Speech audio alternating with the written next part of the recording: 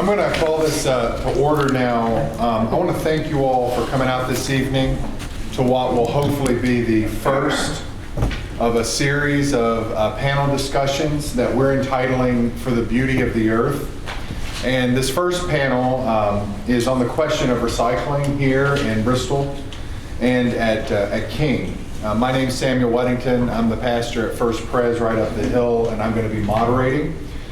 Just a few things. One, I've been alerted to the fact that someone has lost a glove. That's me. All right, okay. All right, okay. So the other thing I want to ask you to do, if you wouldn't mind, please go ahead and silence your cell phones, just so that doesn't get in the way. A few words of thanks before we begin. First, I want to say thank you to King University for hosting this event. And I also want to thank King's Environmental Club for sponsoring and organizing the event. They did a lot of work to put this on, and I think it'll pay off in incredible ways. I also want to give a special word of thanks to Bonnie Smith, who has a leadership fellowship for the Young Evangelicals for Climate Action, and Isla Bell. These two students were absolutely instrumental to putting this on, so thank you for that. Also, instructor in biology here at King, Joshua Rudd, who's done a lot of work, and Drs. Han and Laura Ong, professors of biology at King as well. Thank you for all you've done. Also want to say thanks to Mayor Fire Robin. Do I have that? Do I say it right? Mayor Fire Robin, for all the work that she's done in helping us organize and bringing things to bear, resources when available, and connect people, and so it wouldn't happen without you. Also, a special note, I think everyone has discovered the clipboards. So on the clipboard there are 3 sheets. The first is an outline of tonight. Beyond that, at the bottom, if you're interested in hearing about future events, because again, we hope this will be one of several panels that we might do on environmental questions. Please just leave your email and leave it at the clipboard there, and we will not sell it. Your information will be safer with us than it is with Facebook. I mean, just to let you know. So it's good. And we'll just use that to email details out. And the second sheet behind that is a survey. You don't have to take it, but if you would be so kind as to take it, it would help in a research project on environmental and stewardship issues. And so just at your leisure, go ahead and do that, and leave that with the clipboard as well. The third sheet is there at the top. It's a quarter sheet, and there are 2 sides to it, and there are 2 questions. As you hear the discussions tonight, go ahead and just briefly list a question or an insight that you have, and at the appropriate time during the program, we will come around and collect that and use that as a source of questions for our panelists. So thank you for that. The format of what we're going to be doing is we're going to be hearing from our panelists about different areas of expertise they have on the question of recycling. And then we're going to field a few questions from the larger student body here at King. A survey was sent out in advance of this, and we have some good questions from there. And after that, and this is time dependent, we're going to open up the discussion to the larger audience for any questions or insights that you might have.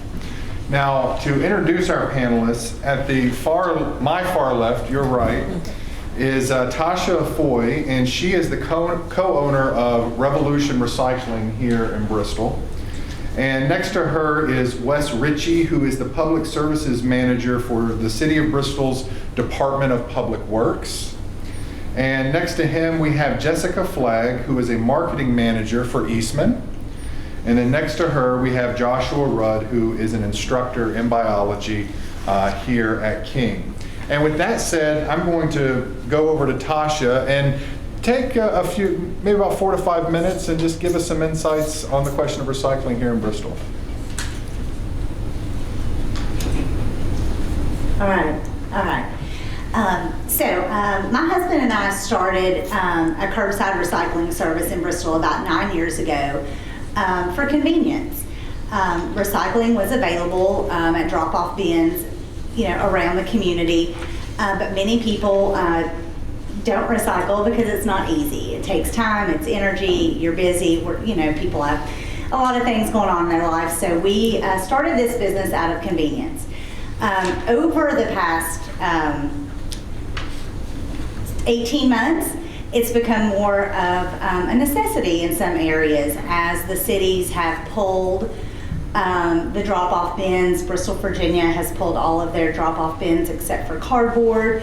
Washington County, Virginia pulled all of their open recycling bins. The town of Abingdon stopped taking curbside recycling. And most of this stems from China stopping, they stopped taking our waste. So it's a global issue that has finally trickled down to our region. And so unfortunately, over the past 12 months, it became very difficult for people to recycle here. I think Bristol, Tennessee is actually one of the only areas that still has bins available for the general public to just drop off materials.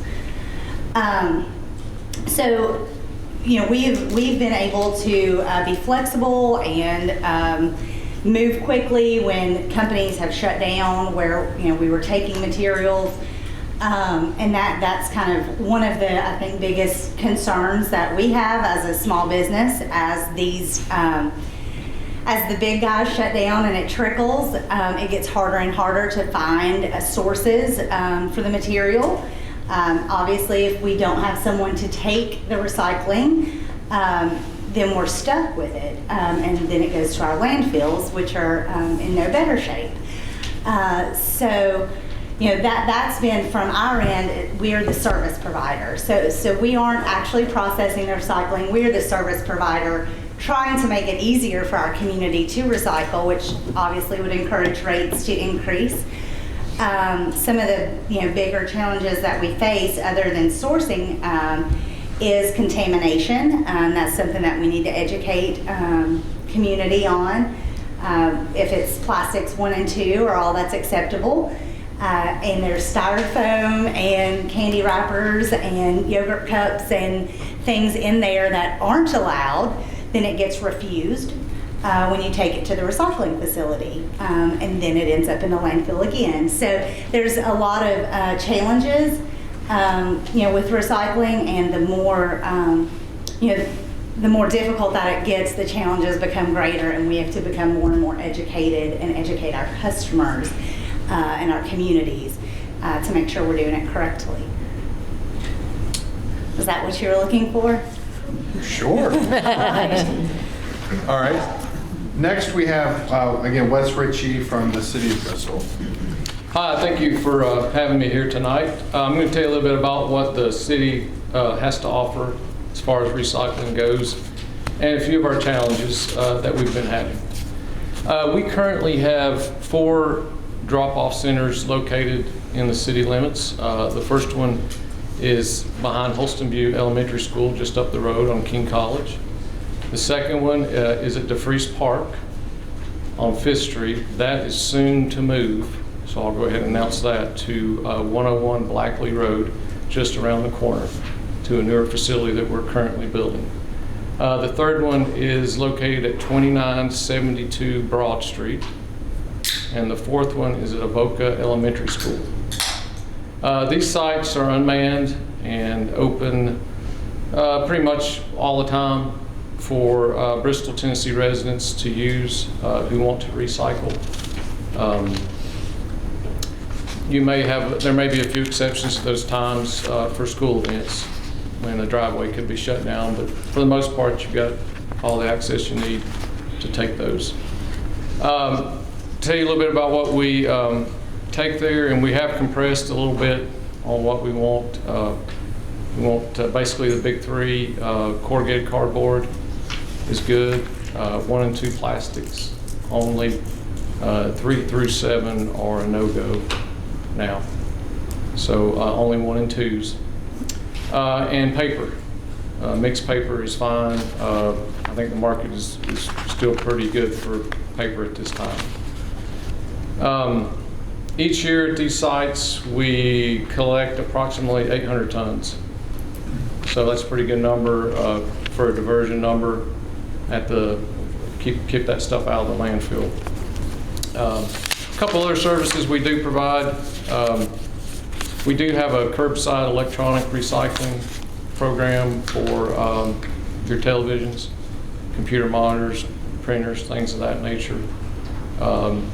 We will actually pick those up curbside, and those are boxed up, transported to Cary, North Carolina, where the bad metals are recycled out of them.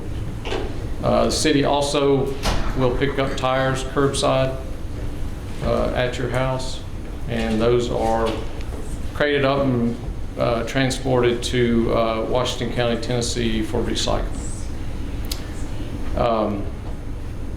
There is one Sullivan County facility, recycling facility located within our city limits. That is 804 Raytheon Road. It is open Monday through Friday, 8 to 4:30. It is also a transfer station for garbage, so you can bring both items, garbage and recycling there. It is open for Sullivan County residents. They do have a couple of notable items that they take. They take glass as well as oil-based paints at that facility. So some of the challenges we're having are basically contamination. Cardboard, we have issues with it, with the styrofoam. Most of your cardboard packages come in with styrofoam with it and some type of plastic or wrappers. Those need to be taken out and thrown away before they go into the recycle bin. It can contaminate the loads. Right now, separation is the key. Everything needs to go into the proper container, and the cleaner the better. That's what the recycling providers are wanting. I guess they don't want to pay people to separate everything now. So single stream basically everything needs to be separated. And we would also ask for to limit the plastic bags, not use the plastic grocery bags when you throw your recycling into the containers. So, thank you. Thank you. So we've heard about an innovative approach to this, what the city is in fact offering and is available. And now we're going to hear from Jessica Flagg from Eastman on sort of the future of recycling, or what's in the works. Sure. So good evening, everyone. So just to level set what Eastman is, if you're not familiar with our company. So we're a specialty materials company. Years ago, we were part of Eastman Kodak, and we've been trying very deliberately to eliminate the chemical company from our name, right? Because chemicals, that's a scary word, right? But in reality, materials is what we make. And if you look inside my jacket here, this polyester lining, that's what we make. We make plastics that go into durable goods. We got out of the PET business a number of years ago. And so why does Eastman care about the planet and the economy, or the circular economy? We are very well aware of the waste problem. Tasha talked about it earlier. We produce 300 million metric tons of plastics globally. And of that 300 million, 260 million are actually disposed. Only 16% actually make it, are collected for recycling. And so when you think about plastics, you think about durable and non-durable. So a durable plastic is something that a reusable water bottle or something that's going to last a very long time. Single use is something like this water bottle. And what we want to do, what we are doing at Eastman is we are moving towards a more circular economy. So what does that mean? So a linear economy is you use it and then you throw it away, right? There's no end of life, and that's not sustainable for our Earth, for our planet. We've all seen the tragic images of the trash on the waste on the shores overseas, and with Eastman, by harnessing our chemistry and our expertise at chemistry, what we are able to implement is what we call chemical recycling. And often, I know you may be thinking, like I did when I first heard chemical recycling, it's like this image of a mad scientist in a back room with some beakers, mixing chemicals, right? And that's not what it is at all. Essentially, what we are doing is we were able to harness the power of chemistry to unzip polymers back to their original building blocks and create an infinite life for them.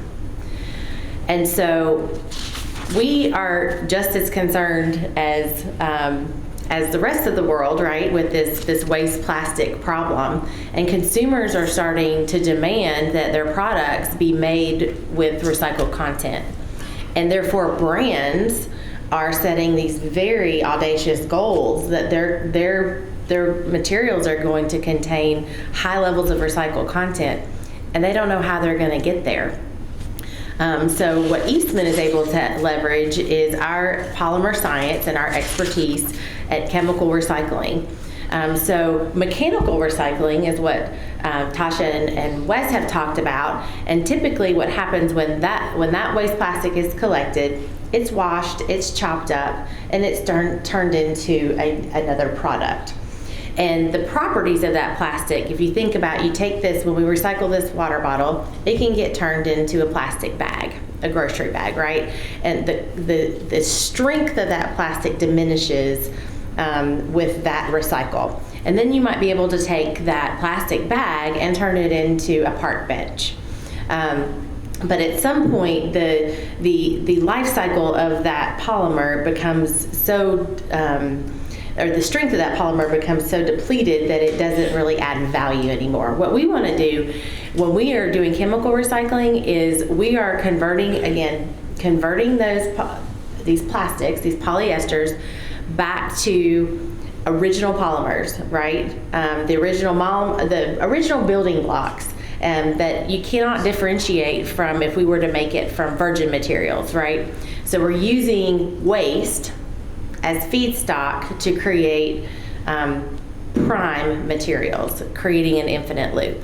So I just want to pause for a second because that's a lot to digest, and maybe I could get a couple nods if it made sense. Okay, fantastic. All right, thank you. And finally, we have Joshua Rudd, instructor in biology here at King, who's going to speak to, I guess, maybe the urgency of this question, the necessity of it. Would that be maybe? I don't. Maybe. All right. Too strong a word. Sorry. Yeah. No, it's okay. I consider myself a very novice recycler. Recycling has been something I honestly have recently begun to incorporate into my own personal life, and with my wife and our family, making this a bigger part of what we do. And when I think about kind of my childhood and growing up, I grew up in a home that recycling just wasn't something that we really did much of. We were taught not to be wasteful, and we were taught to, make good use of what we had, but we didn't sort out our recycling, and we didn't do those things, and those habits kind of just, were developed into us, and in our day-to-day life, we're willing to just grab, a water bottle and chunk it in the trash and just move on our way. I think coming here to King and being around students who are very passionate about this and want to see recycling, can you guys hear me okay?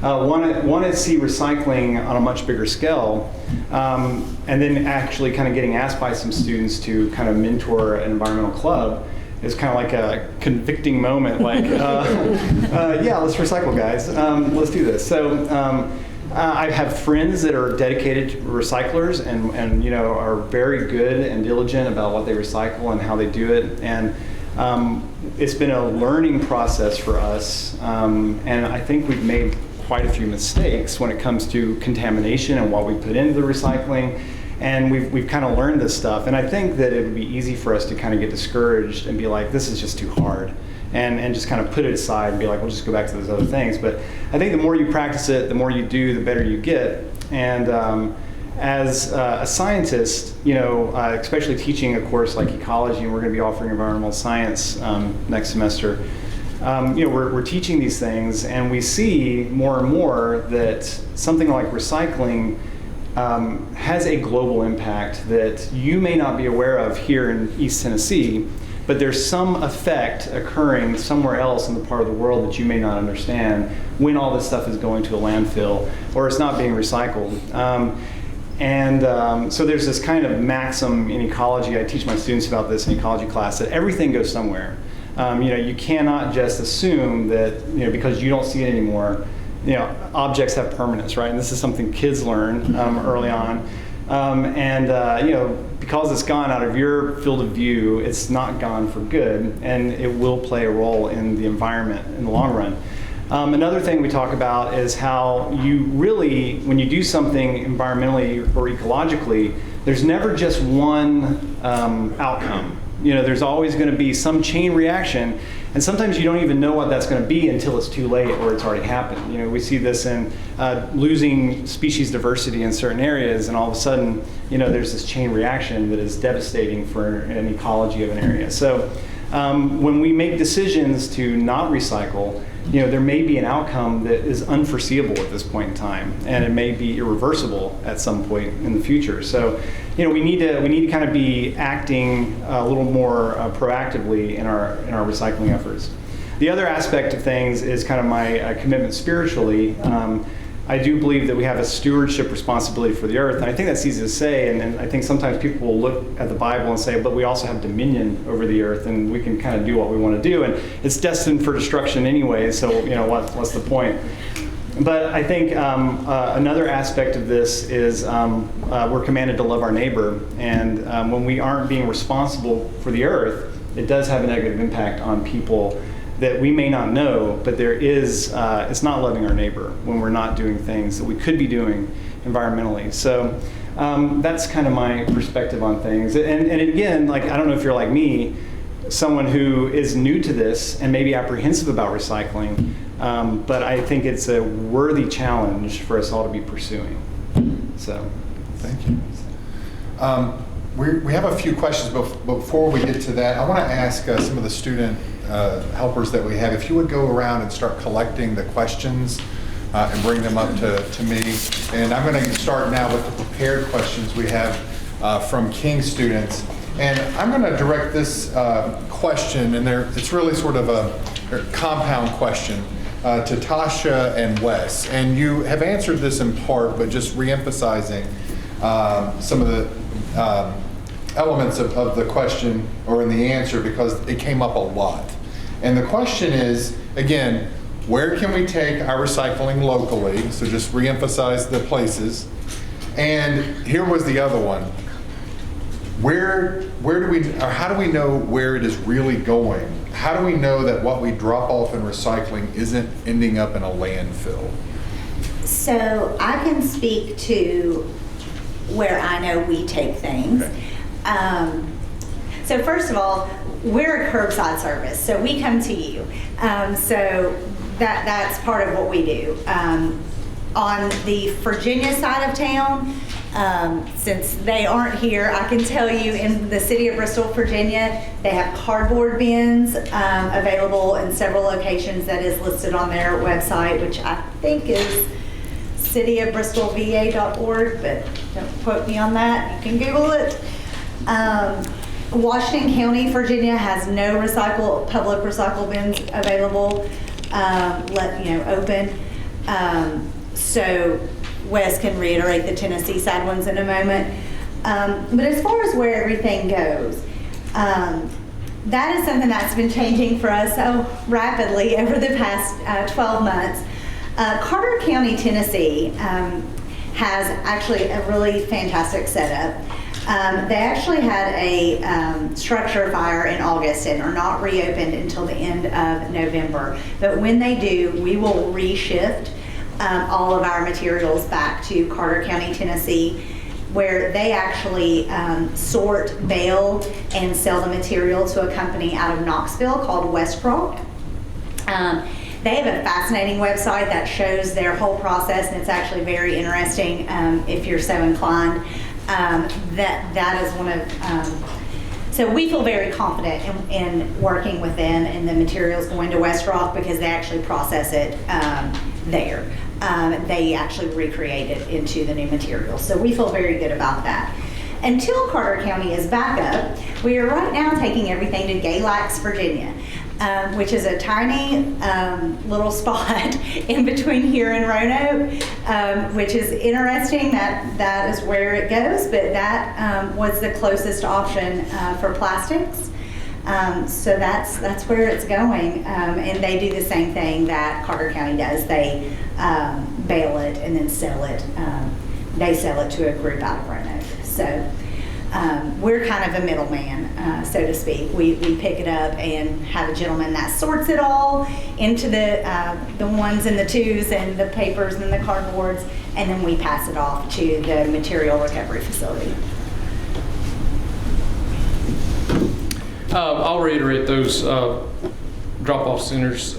Closest one to this location is Holston View Elementary School, just up the road here at King College, 1840 King College Road. The second one is DeFreeze Park, which is off of 5th Street. And the third one is Broad Street, number 2972, getting downrange close to Still Creek Park at that point. And then the last one is in the south end of town, Avoca Elementary School. As far as the end result of this recycling, it mirrors Tosh's. We have a third-party group that handles our recycling waste management, currently does that, and the end result is the same as Tosh's. Thank you. All right, thank you. Do y'all have anything to add, or they answered it all? All right. So, sorry, I have a question. There is a rumor that, like, I've heard several people say that a lot of the dumpsters are just going to the landfill currently right now. Is there any truth to that, or? Is that for me? Yeah, anybody that can answer it. Like, and it may not be everything, but I've heard that a lot of stuff is just, even though the canister's there, it's just headed to the landfill. Is that? No, that's not a goal of ours.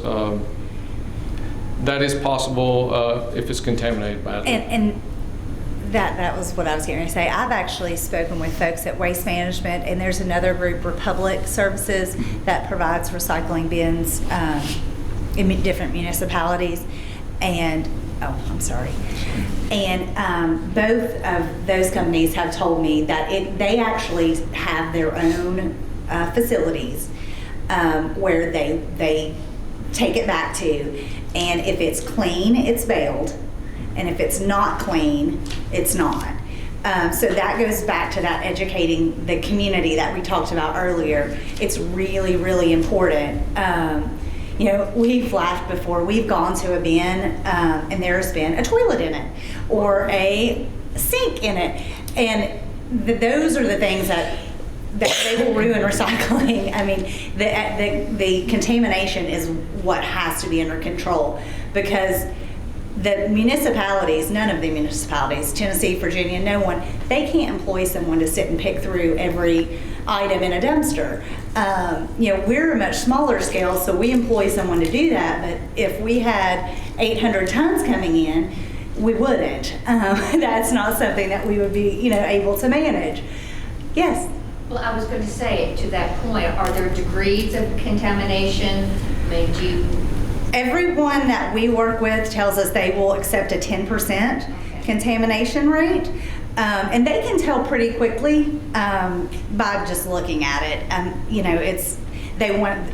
When we take a truckload to the facility in Galax, it goes out on a roller when we dump it, and they will decide quickly if it's acceptable or not. Can I reframe the question in this way? Because we have a lot of college students in here, and any of y'all can speak to it. Put yourself in the shoes of your average college student getting from one class to another. You've got a pizza box in your room. You have an empty yogurt container. You've got a drink bottle or something of that nature, and other things that you use throughout the day in your busy schedule. Could you describe in a very practical sort of way what is too much contamination for any of those items that would mess up, the load? What would that kind of look like at a descriptive level? So 1s and 2s are bottles, pretty much. Do you guys know what a 1 and 2 plastic is? Do you Right. know how to identify a 1 Yeah. and a 2? Lots of no's back in the back. All kinds of people going, no. So on the bottom of your bottles, or Well, any plastic container, there is a triangle with a number in it. The number only indicates the type of plastic. Just because it's in a triangle does not mean that it's recyclable. That's probably our biggest confusion for people. There's an assumption that the little triangle means it's recyclable. Not the case. The 1 and the 2 is for the type of plastic. The reason those are still allowed is because the market still wants them. 3s, 4s, and 5s are technically able to be recycled, but there's no market for them right now, which is why we can't accept them. The city can't accept it. There's just no one in our region that will take it. Yes. I think that there's some confusion about the word contamination. Okay. I think most people think contaminated means there's food left in that thing, whereas. Yeah, I should have used the word soiling. What you all are Okay. talking about is not whether it's still got some Coke in the bottom of No. that bottle. You don't care about that. No. It's whether and that's one of my questions about what kind of, you were talking about that it has to be a specific kind of cardboard. I didn't know that. We've been taking cardboard off of anything in our house. Cardboard's fine, Oh, any any- kind of I mean, cardboard. like- Corrugated, it just sits sorted separately. Not the Corrugated is, wax kind of- that's fine. Okay. Yeah, that's processed with paper. Would a good example be like if there's a plastic top to maybe On a Coke bottle? paper? Like an orange juice carton, right? Yeah, yeah. Is that So- kind of, if you don't take that plastic off, then it's contaminated? So for us, it's okay because we have a man sorting it. So he's gonna put the cap in the plastics and he's gonna put the carton in the paper. I mean, that may be a no for your general containers. Well, I would just stress that cleanliness is important. Take the pizza, if you're a student, take the leftover pizza out of the box. And rip the bottom off. The Yes, grease-soaked cardboard is a, Like I say, the 1 and 2s are what we're interested in. Contamination is mostly throwing things in the bin that don't need to be there, such as the toilets. seen it with phone eyes. That will contaminate it. I mean, it's not unreasonable, but, a load of block and brick and wood in a bin will contaminate that load and send it to the landfill. Will a piece of pizza? No, not to my knowledge. But, it's a good idea to keep it as clean as you can. And we're going to get to another question. I would just ask I've got a whole bunch of questions to sort through, and I'm glad everybody's really excited. If we could go through the ones we prepared in this, that'd be helpful so everybody gets a chance to have their question asked or at least get around to it. So if we could observe that decorum, I'd appreciate it. The next question that popped up a lot in the student questionnaires is the observation that they had that this community in general doesn't seem to be adopting the practices that they've seen elsewhere. I even had citations of Singapore, for example, and other countries. And the other thing that was questioned was access to bins. They're just not there. It's not visible. So the question is twofold, and I'll open this up to everybody, and everyone can take a swing at it. Is it feasible, either in an economic sense or a practical sense, to adopt better practices like we see in other parts of the world, and how might we get there? That's a very complicated question, and again, everybody can have a swing at that one. I would assume that would be, for a city, that would be curbside recycling. I'm just going to assume that's the question. We do not have plans this fiscal year for curbside recycling. And I do not think with the current market that it would be a good idea at this time to implement that.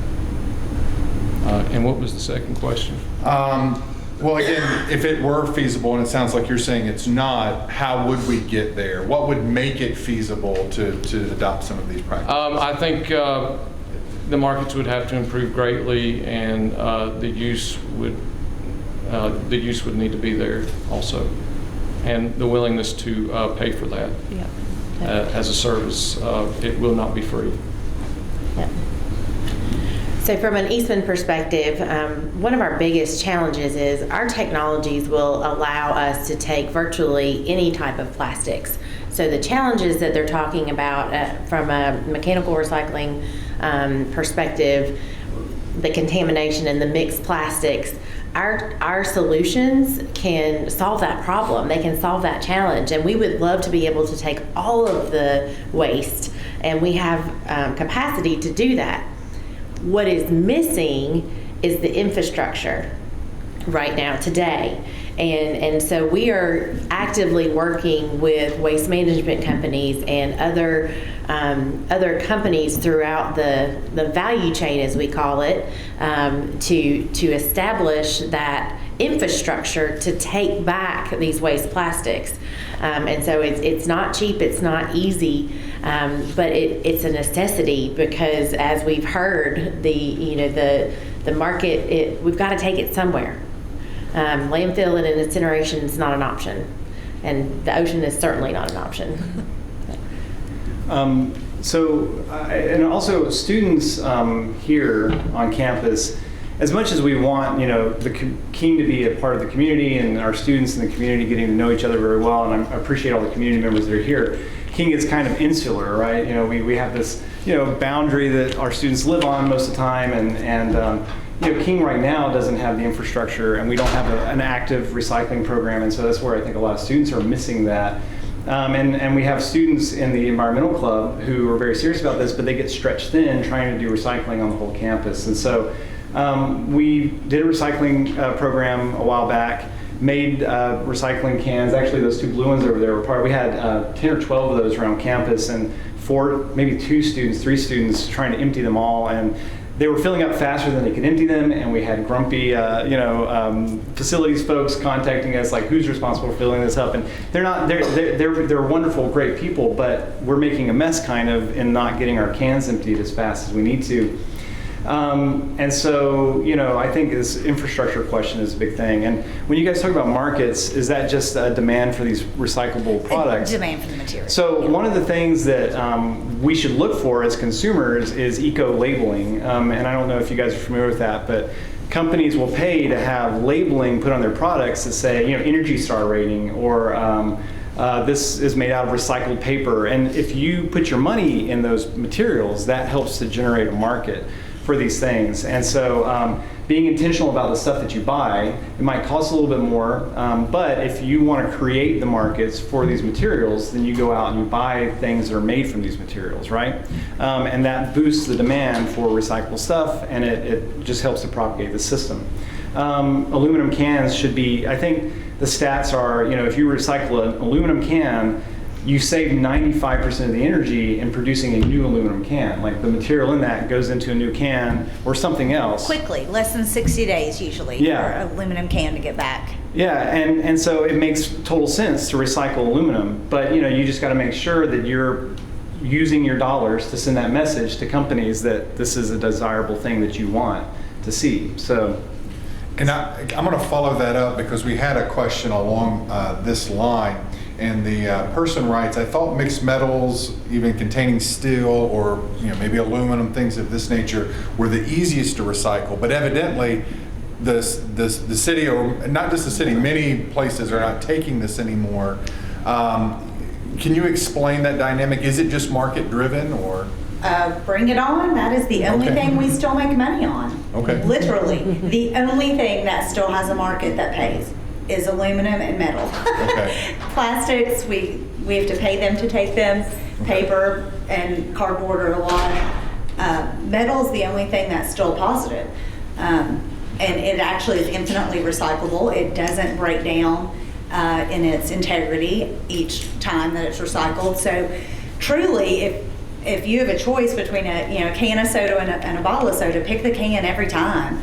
I know people like bottled, sometimes prefer glass bottles for some things. Pick the cans. Audience. I think, canned water, that's starting to pick up steam. My number one piece of advice would be reduce first and reuse, and then let's recycle. But we do need to focus on the other parts of it as well. Yeah. Well, but building on that, again, my understanding, and maybe I didn't take the notes right, is there's not a whole lot of place for the individual consumer to take that any longer. They're only taking type 1 and 2 plastics. Sure. And so, you can do it.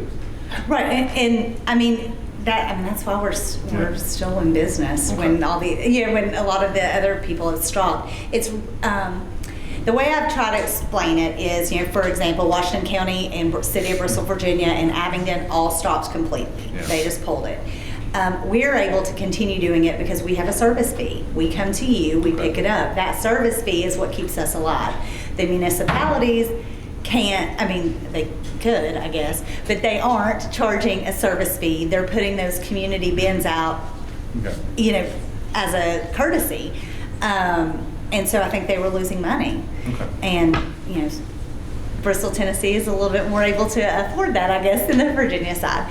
So, that might be something you can speak to in terms of why the other municipalities may have had to stop. We, our issue with the metal right now is a sorting issue. So our provider does not want it at this time. We hope to remedy that in the near future. Aluminum is highly recyclable, and I recommend that you take that to your local recycler and get that money yourself if you would like to. It's an easy thing for you to recycle, aluminum and metal both, and they pay well. So, but currently we have a new... So that was a good question. Take it where? Where would you take the metal or the aluminum? Wise Recycling. Wise Recycling is the most well-known and reputable in the area. There are a few smaller options, but I would just go to Wise. It's near Exit 7. Exit 7. Yeah, area off Bonham Road. The other option, if you feel like being charitable or generous, there are a lot of schools that collect cans for their PTOs. It's something that you could consider doing here as a small fundraiser on campus. I know there's Holly Help Spay and Neuter Fund that accepts cans, and they use them to help cover their costs.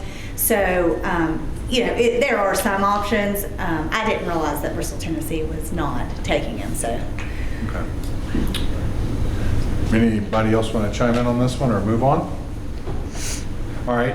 One question that's come up from the audience several times, and I think you mentioned it, was we've talked about recycling and maybe reuse, but no one's really addressed reduce in this equation. And maybe each of the panelists, if you would, just take a moment or two to kind of reflect on what does it look like for us to take seriously this reduce part of reduce, reuse, recycle? Like, what kind of impact would that have? Oh, the impact could be huge. Bottled water. If you just use your reusable bottled water, then you're reducing by not having all the single-use bottles, and you're reusing by reusing your nice Hydro Flask or whatever you're using. In my home, we use reusable paper towels.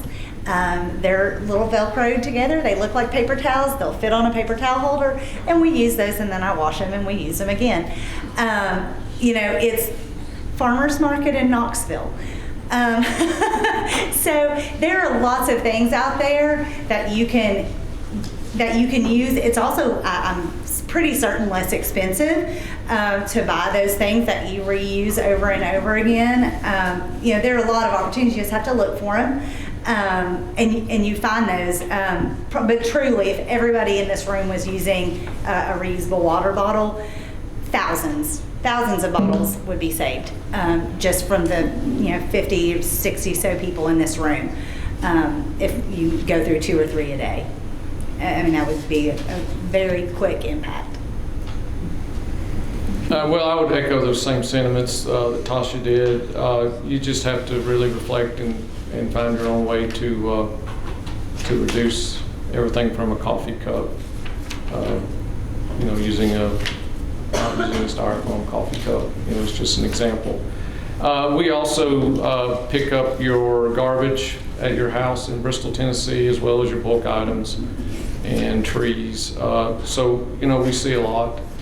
Some houses have very little in their can, and some houses have 2 cans, and some houses have 3 cans, and they're full.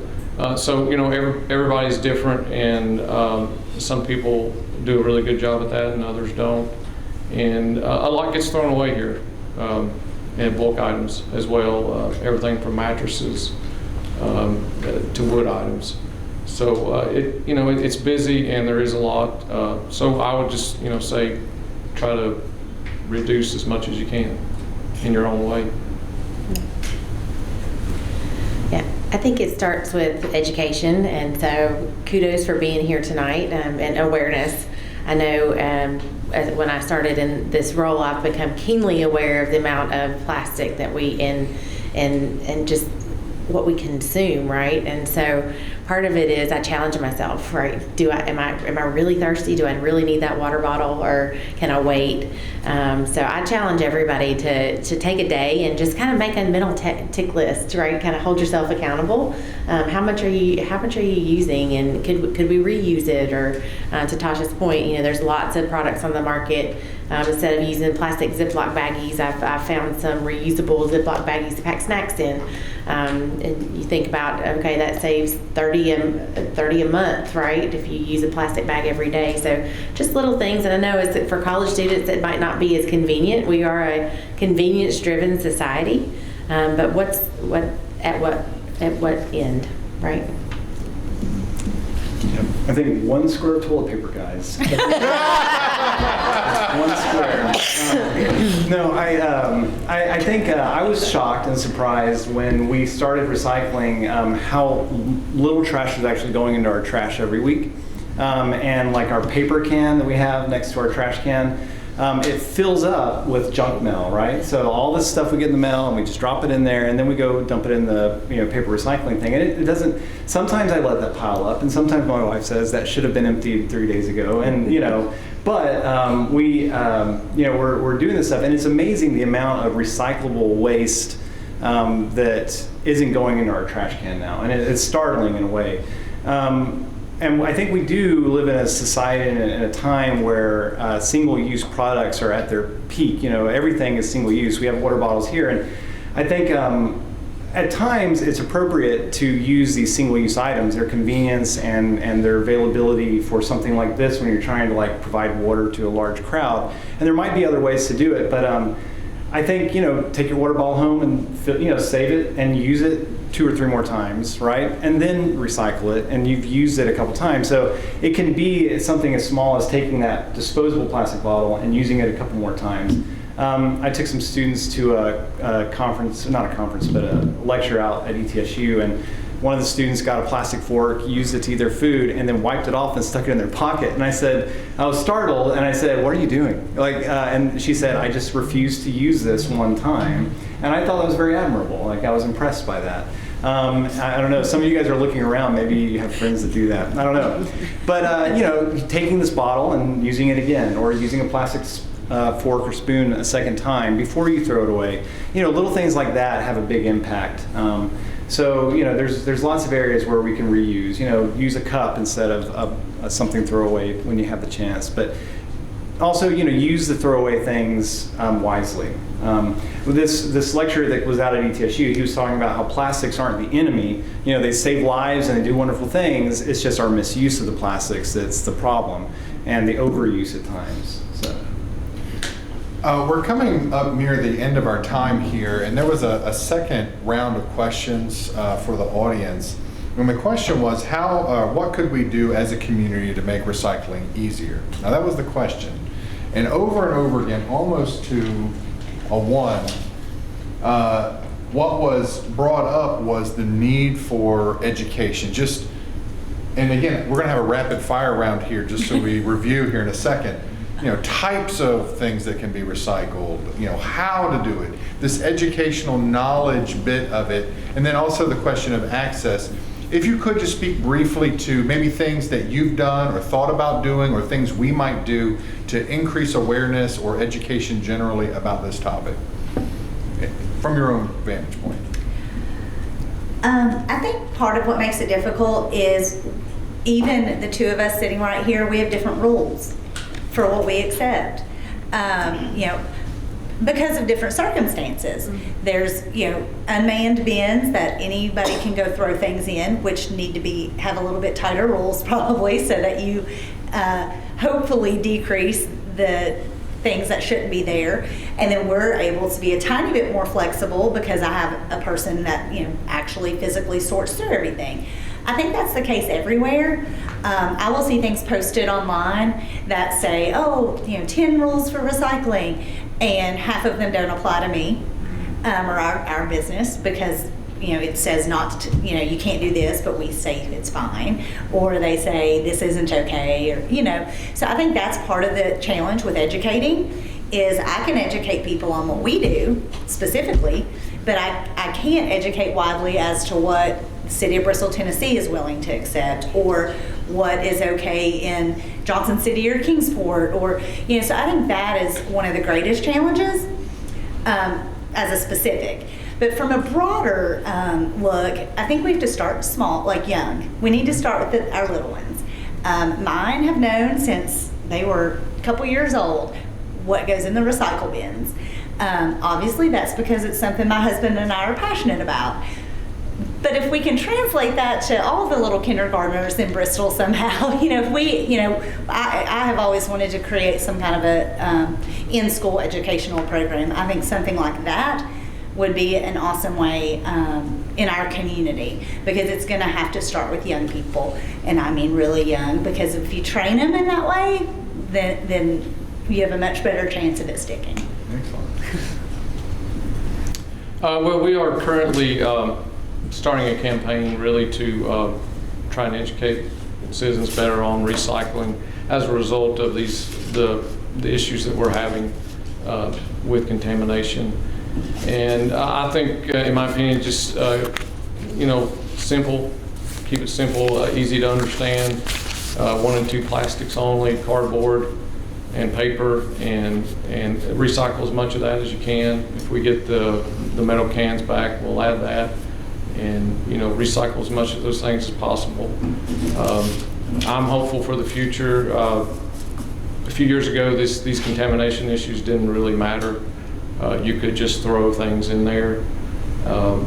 It's not the case now, but I'm still hopeful for the future. That people come to understand that, and hopefully Carter County will act as kind of a MRF for the area, and some of these issues may go away. So I'm hopeful for the future anyway.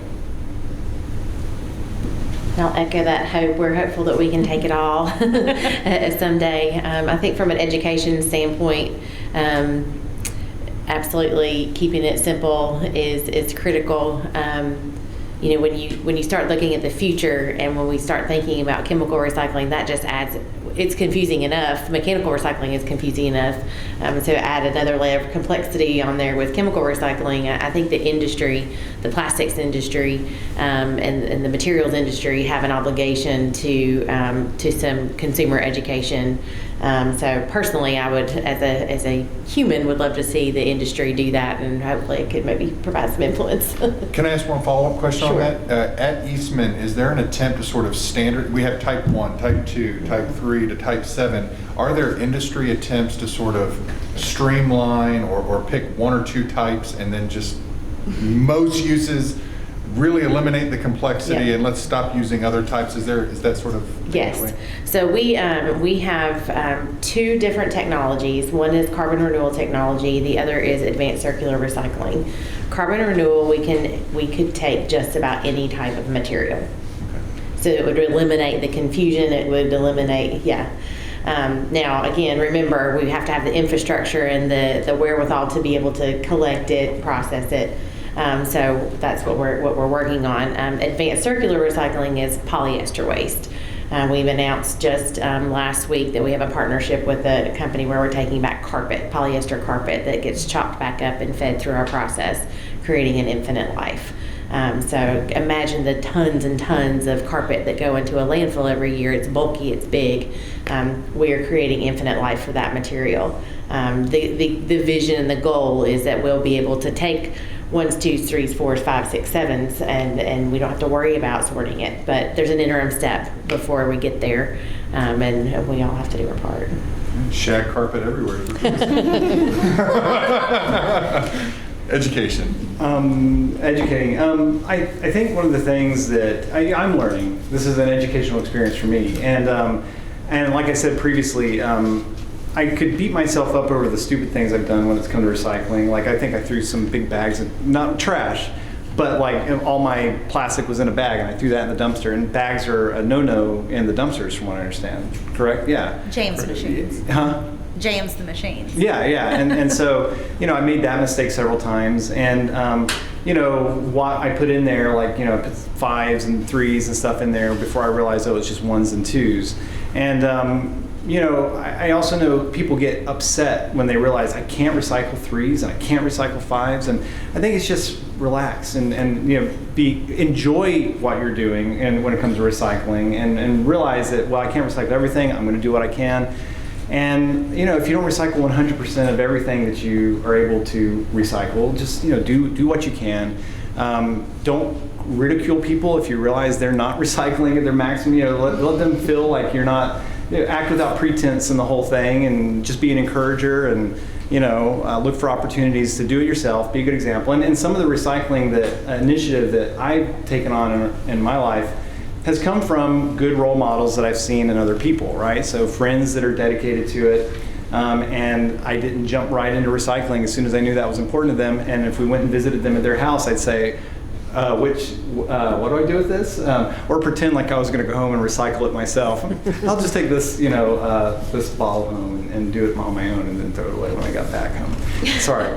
So, it's this thing where I had to grow into it, and I had to get better at it, and I think that's kind of what we in this area might be doing, So, there's people who are dedicated and committed to it and making resources available. There's people who don't see the point, and why should we even be doing this? And I think it's a thing where it's just, you do your part, you lead by example, educate people around you, and it'll just kind of happen, I think, as you develop a culture. And we were actually, Jessica and I were talking before this, and it's, developing a culture in an area of people wanting to do this. And I think that's just kind of what we're trying to do, so.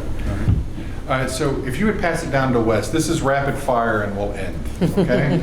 Wes, you're a popular guy, so you have a question. Again, is TV recycling on the website or advertised, and what day does that happen?